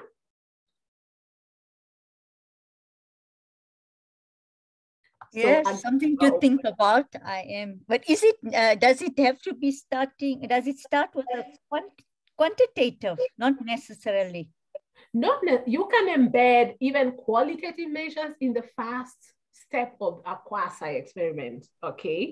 So remember, there are quite a number of complex mixed methods research designs that we did not go into today. Today, we only focused on the 3 core mixed methods research. We hope to have a full 9-hour training, 3 days, 3 mornings of a training, so that any of you who is interested in actually walking through from, you know, the initial step of your proposal to from the start to the finish, you're welcome for that bigger training that we are now setting up. We will host it at a small fee because we will include a lot more detail and a lot more practical. Today was highly practical, but it will have a lot more practical activities so that you can actually use the real examples from your study. Today, you know, I gave you a case and you discussed it. So that one is coming up. Oh, so many hands. Okay, so I don't know who put their hand up first. Now, in the interest of time, if you don't mind, we can extend by a few minutes because I can see so many hands up. All right, I'll just take them in this order. There are 4. So I'll start with Benjamin, and then Alicia, then Agnes, then Idrisu. Welcome. No, I was the last person to put my hands up. Oh, okay. We can say ladies first, but men before. So you can go first. Just make it brief so that we don't keep everyone all night. Okay. So my question actually was about grounded theory in terms that, you know, when you set up a proposal that you take grounded theory, you don't know what will happen. Is it okay while you start and then you find out, oh, mixed method would be nice to get the best result out of? Can you still make it that? Or because you didn't spell that out at the beginning? And remember, grounded theory means whatever works, you're going to use. So yeah. How do we deal with that? No, that's a really good question, because what you're saying is grounded theory is imagined. Now, there's only one ethical issue. If you have already gotten ethical approval from your university most of the IRBs or ethical boards protocol is that if you have any substantial shift in your design, then you have to fill a form and go back to the office and get another approval. But if you had not reached all the way to the stage of getting ethical approval in order that you can continue in the field, then it's okay to shift it around. Sometimes this question is more political than even scientific, because you find that there are contestations and controversies about mixed methods. And as well, there are universities, most of the time, they are concerned about publishability. In fact, a lot of our universities are still very quantitative heavy and will not readily accept, qualitative or mixed methods research, because they want you to come up with, a very seriously looking quantitative study, and so that they can go higher up in the ranks with a lot of journals. But the tide is shifting now with the latest, wave of mixed method that started around 1985. So yeah, I hate to come back at you on this. Yeah, no problem. Yeah, just let's say a subset of the big, not like a big part of the project. Maybe just to confirm, very tiny part of the work. Yeah. Is this kind of like do you still have to probably go all the way? Like if you just want to, I mean, your sample is already small, but you want to show a pattern that this thing is maybe like how many percentage of students use smartphone out of the quantity of the sample size you take, just to say percentage. You can't throw out a number out there without having some level of quantitative analysis of, 90% of the people I spoke to wake up in the morning touching their smartphone first. Yeah. But that wasn't that you're going to do quantitative research before, but now it's happening. Yeah, I got it. So long as you conceptualize it fully and you completely give the rationale, it's totally okay. In fact, it's the mark of good research for you to be reflective and critical and looking at, I just had a surprise, realization that I need to take to embed, some quantitative measures in my grounded theory. So that's actually a great thing. In research, you don't only say what you do, but you say why. So long as you can adequately justify and give a rationale, it's actually a commendable thing, I should think. All right, so Hasina is asking on the same thing about ethics clearance. If you had already got an ethics clearance, most ethics boards, and again, of course, you have to consult your university, but most ethics, the general practice is that if you already were given permission to do this study and you were even given a license, in Kenya, you even pay the government for a license from NACOSTI office. So you have to actually go back and tell them, there's a substantial shift. And, they will give you a form to fill and you say, what exactly did you change in your study and things like that. All right, thank you, Linda. And I'm seeing a lot of people saying thank you. All right, good. I know we are now past time, but thank you all for your patience. So let's take the next person. Thank you so much, Dr. Wangari. My question is regarding feminist empowerment theory. And is it predominantly a qual theory or a quant theory? Mm-hmm. That's question number one. And, a qual method or a quant method. The question number two is, for a mixed methodology research, what is the best approach? And what are the... Yeah, feminist theory most of the time employs transformative paradigm, because it's really about the patriarchal or gender power structures in society and in the inequalities between different genders. And according to feminist theory, we know we have more than 2 genders, okay? So in feminist circles, it involves change. So the biggest thing is about shifting and toppling the oppression that's going on when you understand things like positionality, conscientization, things like human rights, social justice. So a lot of times you'll find that a lot of the feminist empowerment theories will be actually transformative. But remember that depending on what it is you're studying, you can really literally even take constructivist, you know. For instance, there was a recent study on the fact that bride price, as seen in the African cultural lens, is misinterpreted by the Westerners. The Westerners think that bride price is oppressive and takes away the value and worth of a woman. So you can actually say from a constructionist or constructivistic perspective, you know, the world views of Africans to bride price is quite different. It's not oppressive, it is a symbolic gift. So again, depending on what it is that you're studying, but most of it, yeah, sure. You can make a specific example, yeah. Financial inclusion, it's financial inclusion basically. Right. So again, that's about equality. Financial inclusion is about power, equal representation of women in the workplace, you know, things like income inequality, the boys club at work, you know, the boys club. And things like that. So that, and again, it could be transformative, it could be constructivism, it could be, so I would say, but go into transformative paradigms and see the closest fit, you know, of all the paradigms to that, your specific, you know, research question. Okay. All right. And then in terms of go ahead. Methodology, so again, is it predominantly qual or quant? And then what is the best mixed methodology?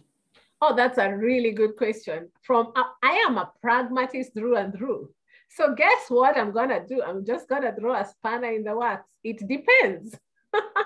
So what is the best answer from a pragmatist? The pragmatist considers the means to be as important as the ends. Okay, so instead of asking which one is better, the best question from a pragmatist paradigm is what is the most relevant, you know, paradigm to this specific aim or research question? That's a more useful question.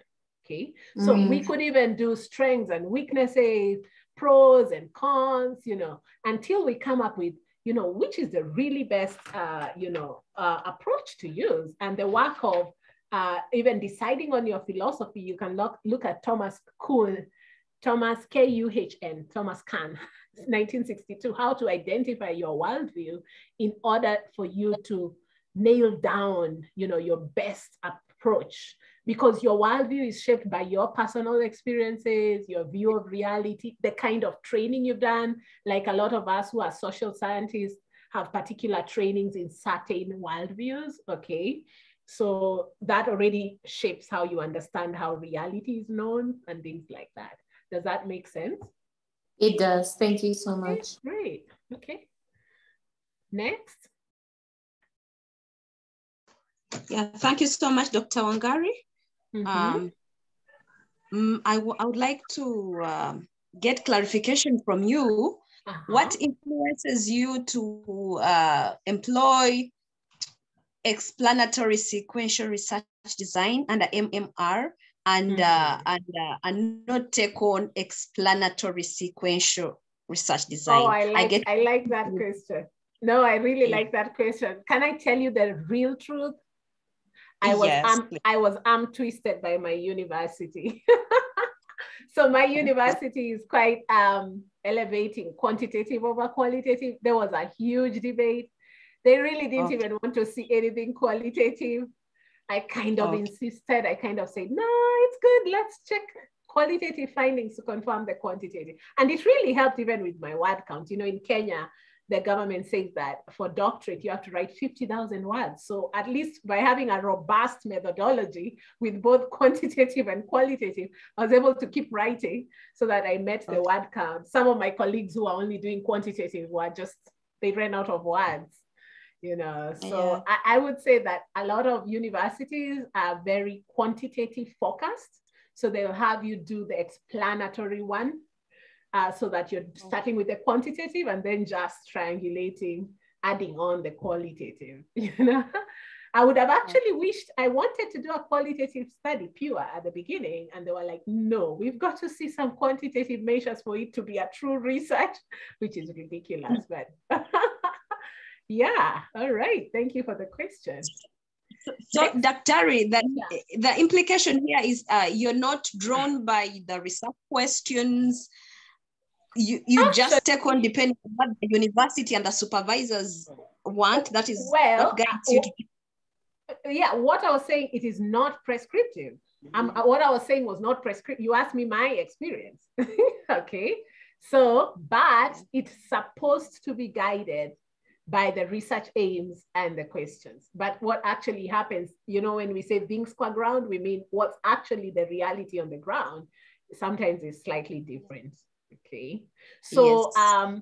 It is supposed to be guided by your research aims, what you think is important, but who gets to decide? I mean, for a graduate student, it's the compromise you make between, you know, what you want and, you know, the negotiations you have with your supervisors, right? Yeah. Yeah. Yeah. Okay, great. Thank you so much, Dr. All right. Next. All right. That's my question. Let me ask mine. Okay. Okay, who is going first? Sorry, okay, who was talking? I'm not sure. Vivian. Yeah, I wanted to ask them a question, but you can ask. Oh, okay. We'll have Vivian and then Idrissa. Mm-hmm. Okay, thank you. Thank you for your time. Yeah. I really gain a lot. My question is this paradigm that you just talked about, yes, the pragmatism, realism, and all of that. Mm-hmm. What relationship does it have with your conceptual framework? Good question. That is a question that I probably could have dwelt a little bit more on, but actually your conceptual framework is the diagram showing all the interrelation of your variables, right? And your theoretical framework is the underpinning or underlying theory or blueprint of your study. So the two are connected to your philosophy or paradigm. For instance, in my study, I used the transformative paradigm. And I used a theory that actually was aligned with the transformative paradigm. One of the theories that I used was access theory, saying that some people can access mental health because they can talk and they can hear. And those who cannot speak and those who cannot hear will actually not access mental health equally. So the access theory is actually one of the theories that I found while doing my literature review that is within the transformative paradigm. Remember, in a mixed methods research, when you have a quantitative aim, you can base it on one theory, okay? When you have a qualitative aim, you can take another theory that explains the qualitative aim. And for the integrative aim, you don't necessarily have to have a theory because this one is about combining the two, okay? So the idea that I had a theory that actually is explaining the whole worldview of what we need to transform is access. Access is the theory that was explaining the transformative paradigm. Then I also had another theory, you know, that was explaining the quantitative side of, you know, severity of depression, which is going up when actually people are discriminated against. They are not privileged. They use a different theory just to show that there's actually a direct relationship between those things. So you get all of these things in literature and you can simply search, like the lady who had earlier asked about feminist empowerment theory, that is inside of a paradigm, you know? So you can actually search for theories and illustrate them, you know, as based on different wild views. So remember that a theory is a stated claim or a fact that has been proved over time, okay? But it comes from a certain angle or worldview. Does that make sense? Yes, it does. Thank you. Okay, great. Okay, wonderful. I think that part needs to be illuminated more when we do the full research training, because a lot of students keep asking about theoretical, conceptual, how does it connect to paradigms? And because some universities will require people to delineate the paradigms, others will not. Okay, great. Idrisu, welcome. Okay, so before I ask my question, I just want to thank you for such a wonderful presentation. You really enlightened us on the LIST method. My questions His first one is about triangulation. I want to know, do we all apply triangulation in mixed method, or we can also apply triangulation when you're doing a mono approach? That's my first question. Yeah, that's a good question. Triangulation is, go ahead. And another question is about I want to, how you can also link the deductive and the inductive reasoning to what you just explained to our sister now about the conceptual framework and that of the theoretical framework. I think something to that is a little bit confusing. And my last question is, I mean, conducting mixed method in the context of reducing biases. Do mixed method really, I mean, reduces biases in findings? That is my question. Okay, good question. So yes, triangulation can be used in mono method. For example, ethnographic research, you can use triangulation just to use 2 or more qualitative methods or processes to enhance the comprehensiveness of the data. Like you can triangulate individual in-depth interviews with focus group discussion data in order to get, so triangulation can be used in mono method research just as it is used in mixed methods. In mixed methods, it's also a framework, it's a strategy in order to strengthen, what you have found in the quantitative that you can strengthen with qualitative and vice versa. Then I think your other question was on deductive and inductive approaches. Was that the second question? Yes. So what about them? Yeah, I was saying that. So how do we, connect the inductive and deductive reading to the theoretical framework and the conceptual framework you just explained? Right. So you know that we have different methods in both qualitative design and quantitative design. So when we talk about deductive or inductive, the difference is that inductive reasoning or thinking is moving from specific to general, remember? And deductive is moving from general to specific.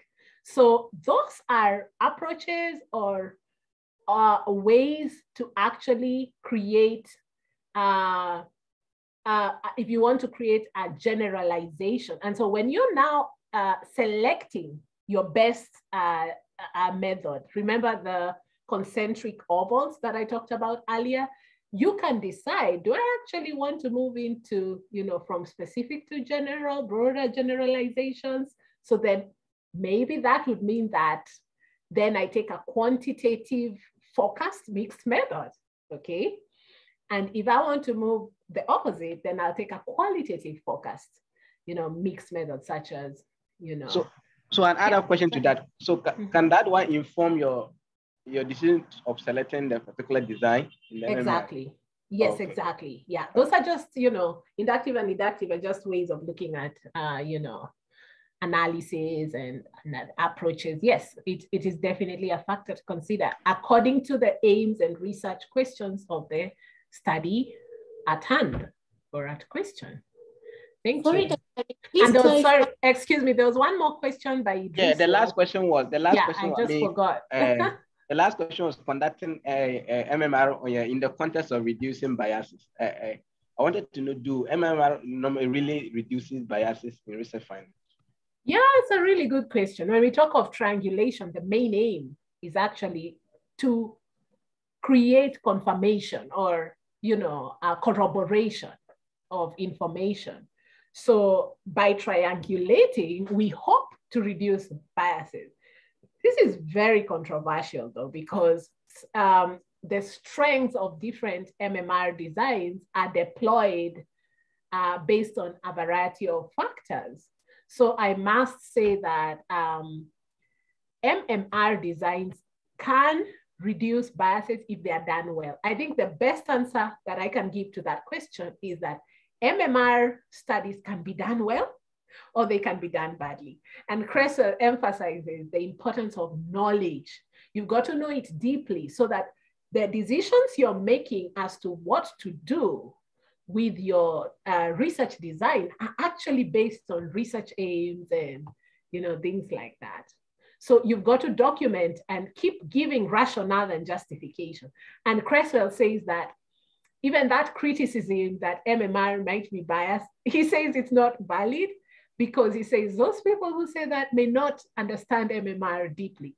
But of course, we know that some disadvantages of MMR is that you might be comparing a quantitative data set that's huge with a qualitative data set that's small. So we know that there is a risk, you know, there's a risk in trying to combine, not compare, sorry, combining, you know, these data sets. But if done well, these biases can be reduced. I think I gave you 11 strategies to reduce bias.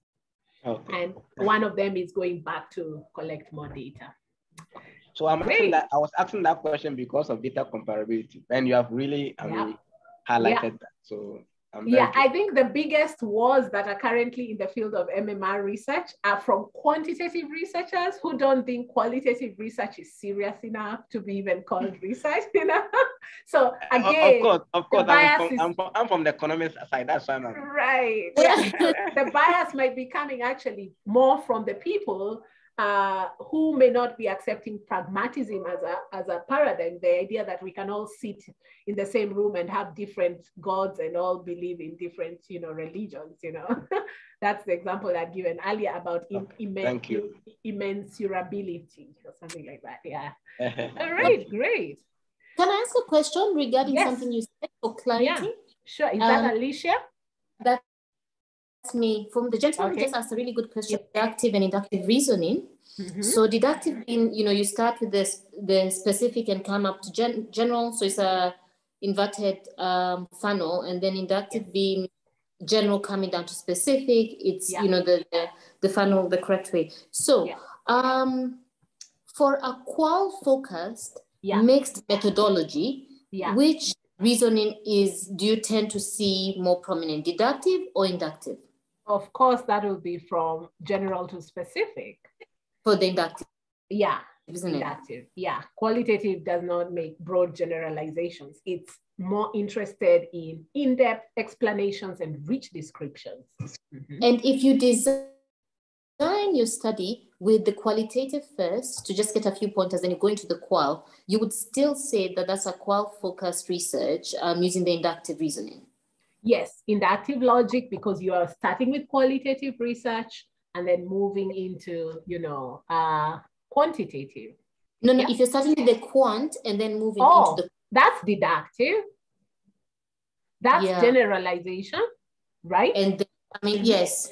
So that's what's starting with the... And would that be categorized as a quant-focused mixed methodology, or would it be categorized as a qual-focused mixed methodology? Quant-focused. If you begin with deductive reasoning or deductive logic. Yes. Yeah, that's quantitative focus, because that's what we talk about getting into generalizations. Yes. Yeah. Okay. Anything else? Yeah. No, I think I'm confusing myself somewhere. Okay, gotcha. Thank you so much. Okay, so I think we are saying qualitative follows inductive logic. Yes. Qual follows inductive. Quant follows deductive. My question: if the qual is just to narrow down the sample, so that you can now go for the specific, quant. So the quant is just to narrow down the sample size, so that you can now be specific with the qual investigation or the qual methodology. Oh, so you're starting with quant.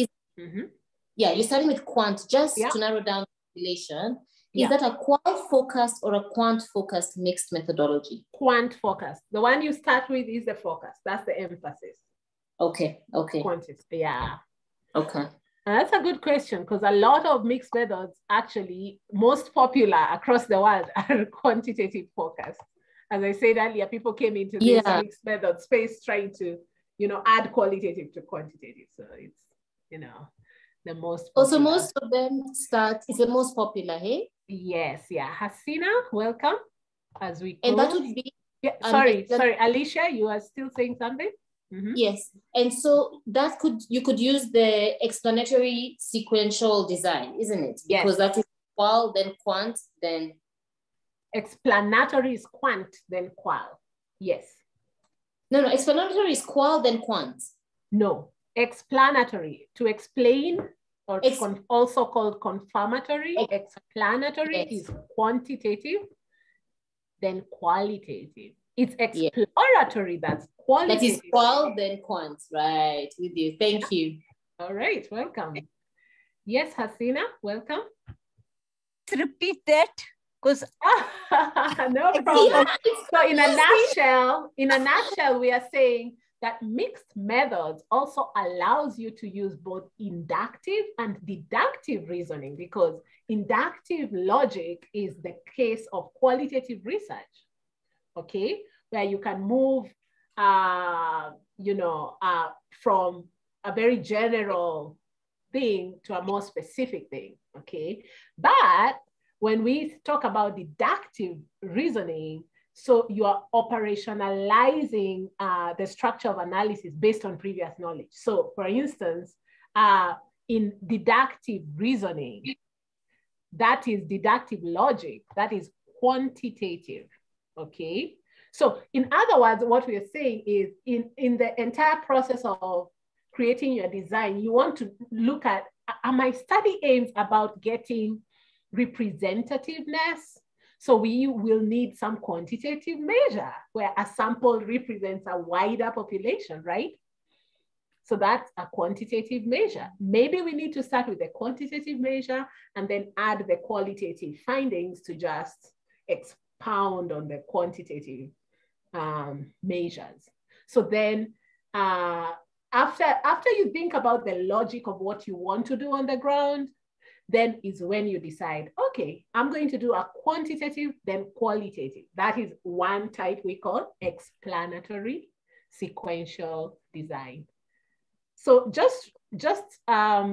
it was simply about, the two approaches, the logic, so inductive and deductive, which is, about quantitative, qualitative aims. Those are some aims also of quantitative, qualitative. I have a question. The convergent design, which one comes first, or are they simultaneous? So the convergent design flow. Convergent is simultaneous, concurrent, parallel, happening at the same time. You remember the joint display table? Yes. Yes, so it's happening at the same time. You're getting measures that are quantitative as well as qualitative, putting them up on the same joint display table, then teasing out the themes as per each quantitative score. Same time. Thank you. Thank you. All right. So thank you. You're welcome. All right. Anybody else with a question? I'm just monitoring the chat. Wangari, I was thinking of looking at, to start off with the questionnaire, because from there I'll be able to pick up which direction I was going with my qual.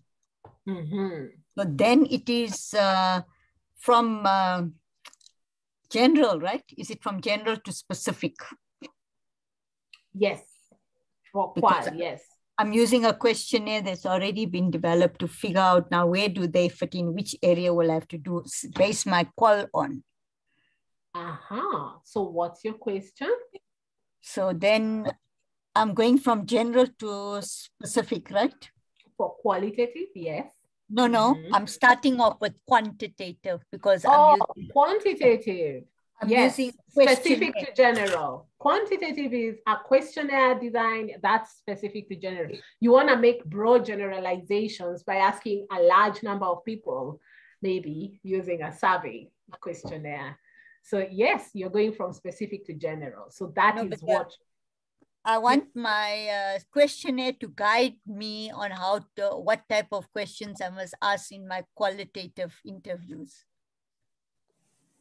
You want your questionnaire to guide you on what types of questions to ask in your qualitative interviews. Okay. Normally you read it, it's the other way around. Generally they start off with qualitative where they interview and then they come up with a questionnaire. But I think I want to do the questionnaire first. Right. Then from there I'll go into greater depth in the question. So that's definitely a sequential explanatory design, also called explanatory sequential. Yeah. I think that will be interesting for your field of study, especially in education, to get to elicit findings from participants on the different items on a questionnaire that's already a normed tool. Yeah. So that will be explanatory, sequential, explanatory, not exploratory. Not exploratory, explanatory. Explanatory. Great. So constructivism comes in there. Constructivism, because you're getting, I think from the qualitative section, that's where you start figuring out exactly what's going on. And to save time, I think we have to go with the concurrent. Otherwise, I'll spend my whole, I'm working with. Yeah, concurrent saves time because it's happening together. Sequential, we have to finish one phase, then go to the next phase. Yeah, I'm not sure what you just said about qualitative there. So am I going, once again, I'm going from general to specific then, yeah. Are you talking about moving from quantitative to qualitative or within the quantitative? I think that's where you're getting confused. Oh, I'm getting confused. Yeah. Yeah. So when you from quantitative. No, we were just talking about inside the first phase when you're doing quantitative. When you do quantitative design, you are actually generalizing. That's all we were saying.